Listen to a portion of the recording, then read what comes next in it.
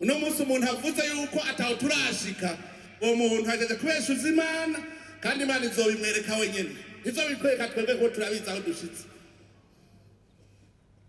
Imana irakomeye basha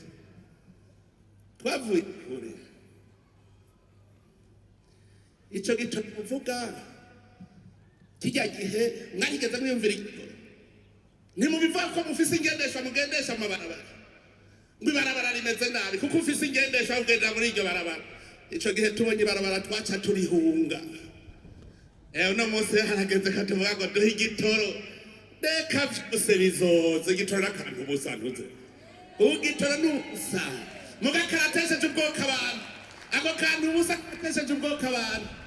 kugira Imana ibageze ibone umutima wanyu aho ugeze ngo nabacishije mu bugaragwa hari inzoka zirimo ubumara bukaze ahatagira amazi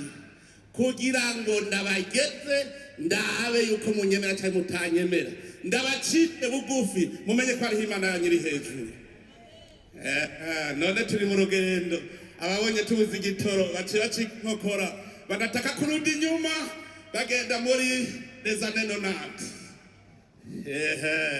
bagenda muri les années 90 hari igitoro hari amahoro niho hari amahoro